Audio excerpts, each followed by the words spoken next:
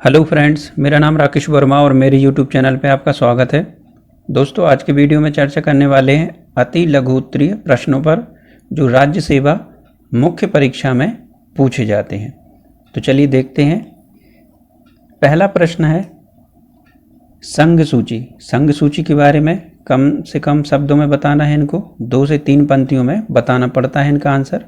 तो संघ सूची का उत्तर होगा संघ सूची से तात्पर्य जिस पर नियम बनाने का शक्ति केंद्र को प्राप्त हो, जिनके नियम बनाने की शक्ति होती है वह केंद्र को प्राप्त हो। और भारतीय संविधान की 7वीं अनुसूची में संघ और राज्यों के बीच शक्तियों का बंटवारा 3 सूचियों के आधार पर किया गया है। वर्तमान में संघ सूची में शामिल विषयों की संख्या 100 है और ये समस्त विषय राष्ट्रीय महत्व के हैं। यह 3 सूचियां हैं, सूचियों में सबसे विशाल सूची है। इसमें शामिल मुख्य विषय प्रतिरक्षा, सशस्त्र सेवाएं, विदेशी कार्य, युद्ध, शांति, रिजर्व बैंक आदि। दूसरा प्रश्न है कि भारतीय संविधान के एकात्मक लक्षण कौन कौन से हैं। तो भारतीय संविधान निर्माताओं ने संघात्मक व्यवस्था को अपनाते हुए केंद्रीय सत्ता को अधिक शक्तिशाली बनाना उचित समझा। अतः भारतीय संविधान द्वारा स्थापित संघात्मक व्यवस्था को अनेक एकात्मक लक्षणों को भी देखा जा सकता है, जैसे एकहरी नागरिकता, संघ राज्यों के लिए एक ही संविधान, नीति आयोग, संसद, राज्यों की सीमाओं के परिवर्तन में समर्थ, एकीकृत न्याय व्यवस्था, राज्यपालों की नियुक्ति, राज्यसभा में इकाइयों का समान प्रतिनिधित्व तथा शक्ति का विभाजन संघ के पक्ष में आदि। तीसरा प्रश्न है न्यायपालिका की अवमानना से क्या अभिप्राय है। तो भारत में विधि के शासन को सर्वोच्चता को स्वीकार किया गया है। विधि के शासन में विधि सर्वोपरि एवं सर्वोच्च मानी जाती है। प्रत्येक व्यक्ति विधि के अधीन होता है तथा उसका यह कर्तव्य होता है कि वह विधि का प्रवर्तन करने वाले न्यायालय के आदेशों एवं निर्णयों की अवहेलना न करे। यदि कोई व्यक्ति न्यायालय के आदेशों एवं निर्णयों की जानबूझकर अवहेलना करता है तो उसे न्यायालय की अवमानना समझा जाता है।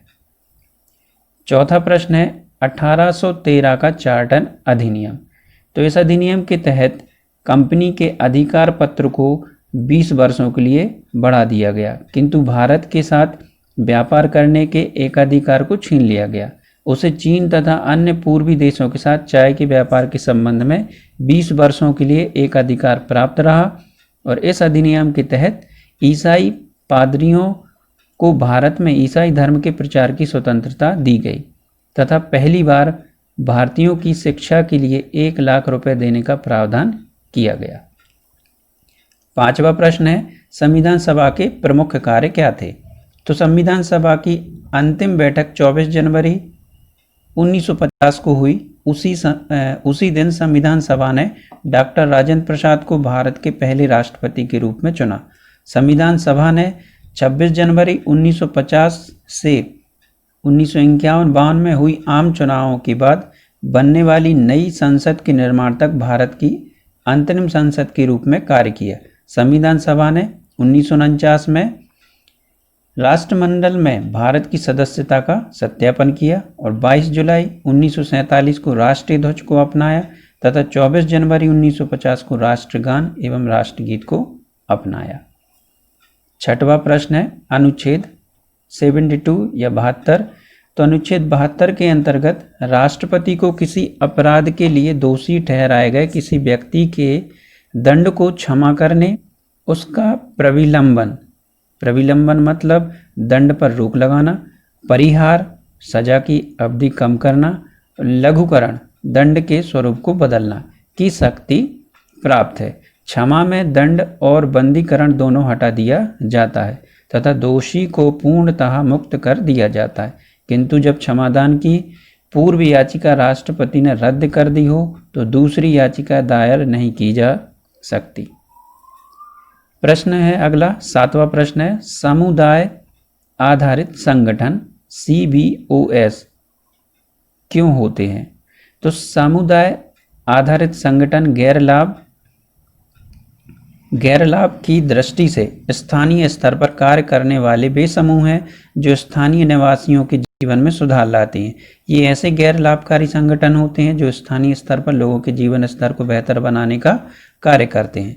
इनका उद्देश्य समाज के विभिन्न वर्गों तथा क्षेत्रों में समानता स्थापित करना है। CBOS सामान्यतः वंचित वर्गों का प्रतिनिधित्व करते हैं और इसके सभी सदस्य स्थानीय समुदाय के होते हैं। वर्तमान में लगभग 33 लाख CBOS पंजीकृत हैं। 8वां प्रश्न है, 91वां संविधान संशोधन क्या था? तो संविधान की 10वीं अनुसूची में वर्णित दल बदल की विरुद्ध नियमों को सशक्त बनाने से संबंधित संशोधन है जो 2003 में हुआ। इसके अंतर्गत दल बदल व्यवस्था में संशोधन केवल संपूर्ण दल के विलय को ही मान्यता, केंद्र तथा राज्य में मंत्रिपरिषद की सदस्य संख्या क्रमांक, लोकसभा तथा विधानसभा की सदस्य संख्या का 15% करने का प्रावधान किया गया। 9वां प्रश्न है, राजनैतिक सहभागिता क्या है? तो राजनैतिक सहभागिता से तात्पर्य उन स्वैच्छिक क्रियाओं से है जिनके द्वारा समाज के सदस्य या जनता जनप्रतिनिधियों और शासकों के चयन में तथा प्रत्यक्ष या अप्रत्यक्ष रूप से जननीतियों के निर्माण में भाग लेती है। चूंकि भारत में लोकतांत्रिक शासन प्रणाली को अपनाया गया है जिसमें शासन का संचालन जनता द्वारा चुने गए या चुने हुए प्रतिनिधियों के माध्यम से किया जाता है, अतः इस व्यवस्था के अंतर्गत राजनीतिक सहभागिता अपरिहार्य हो जाती है। 10वां प्रश्न है, सिंघवी समिति क्या थी? तो पंचायती राज संस्थाओं के कार्यों की समीक्षा तथा सुधार हेतु 1986 में डॉक्टर LM सिंघवी की अध्यक्षता में एक समिति का गठन किया गया। इस समिति ने स्थानीय स्वशासन को संवैधानिक मान्यता प्रदान कर पंचायती राज संस्थाओं के चुनाव गैर दलीय आधार पर नियमित रूप से कराने की सिफारिश की।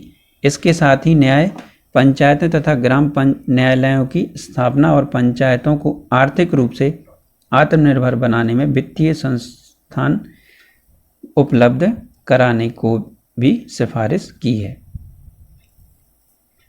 सर्वोच्च न्यायालय एक अभिलेख न्यायालय है, स्पष्ट कीजिए। यह 11वां प्रश्न है। तो संविधान के अनुच्छेद 129 के अनुसार सर्वोच्च न्यायालय के एक अभिलेख न्यायालय होगा। अभिलेख न्यायालय वह होता है जिसके अभिलेखों का साक्ष्य ही दृष्टि से मूल्य हो तथा उन्हें किसी न्यायालय में साक्ष्य के रूप में प्रस्तुत किया जाए तो उन पर कोई संदेह न किया जाए। उच्चतम न्यायालय की कार्यवाही, निर्णय और अभिलेख साक्ष्य के रूप में रखे जाते हैं तथा उच्च न्यायालय को अपनी अवमानना के लिए दंडित करने का अधिकार है। 12वां प्रश्न है, प्राक्कलन समिति को समझाइए। तो प्राक्कलन समिति सबसे बड़ी संसदीय समिति है। इस समिति में लोकसभा के 30 सदस्य होते हैं। इसमें राज्यसभा के सदस्यों को शामिल नहीं किया जाता। समिति का अध्यक्ष लोकसभा अध्यक्ष द्वारा मनोनीत किया जाता है। इसके सदस्यों का कार्यकाल 1 वर्ष का होता है। यह समिति सरकारी खर्च में कैसे कमी लाई जाए, संगठन में कैसे कुशलता लाई जाए तथा प्रशासन में सुधार कैसे किया जाए आदि विषयों पर रिपोर्ट देती है। 13वां प्रश्न है, अनुपूरक अनुदान क्या होता है? यदि विनियोग विधेयक द्वारा किसी विशेष सेवा पर चालू वर्ष के लिए व्यय किए जाने हेतु प्राधिकृत कोई राशि अपर्याप्त पाई जाती है या वर्ष के बजट में उल्लेखनीय या उल्लेखित ना की गई हो अथवा किसी नई सेवा पर खर्च की आवश्यकता उत्पन्न हो जाती है तो राष्ट्रपति एक अनुपूरक अनुदान संसद के समक्ष पेश करवाएंगे। अनुपूरक अनुदान तथा विनियोग विधेयक दोनों के लिए एक ही प्रक्रिया विहित की गई है। 14वां प्रश्न है, नियम 193 क्या है? तो इस नियम के अंतर्गत संसद सदस्य अत्यावश्यक एवं अविलंबनीय विषय पर तुरंत अल्पकालिक चर्चा की मांग कर सकते हैं। यह नियम 1953 में बनाया गया था। इसके अंतर्गत सदस्य किसी भी सार्वजनिक महत्व के अविलंबनीय विषय पर अल्पकालिक चर्चा के लिए नोटिस दे सकते हैं। यह चर्चा किसी प्रस्ताव के माध्यम से नहीं होती, अतः सूची के अंत में मत विभाजन नहीं होता। केवल सभी पक्ष के साक्षियों को संबंधित विषय पर विचार प्रकट करने का अवसर मिलता है। 15वां प्रश्न है, G20 क्या है? तो 25 सितंबर 1999 को अमेरिका की राजधानी वाशिंगटन डीसी में विश्व के 7 प्रमुख देशों के संगठन G7 उभरती आर्थिक शक्तियों की बुरी वित्तीय स्थिति से बने माहौल के बीच एक नया संगठन बनाया जिसे G20 नाम दिया गया। यह विश्व की 20 प्रमुख अर्थव्यवस्थाओं के वित्त मंत्रियों और केंद्रीय बैंक के गवर्नर्स का एक संगठन है जिसका प्रतिनिधित्व यूरोपीय परिषद के अध्यक्ष और यूरोपीय केंद्रीय बैंक द्वारा किया जाता है। इसका उद्देश्य विकसित औद्योगिक देशों के साथ साथ उभरते बाजारों को जोड़ना था जिसमें चीन तथा भारत प्रमुख थे। तो दोस्तों आज की वीडियो में बस इतना ही। आशा करता हूँ आपको मेरा वीडियो अच्छा लगा होगा। अच्छा लगा हो तो मेरी वीडियो को लाइक करें, अपने दोस्तों के साथ शेयर भी करें और मेरे चैनल को सब्सक्राइब करना ना भूलें। Thank you.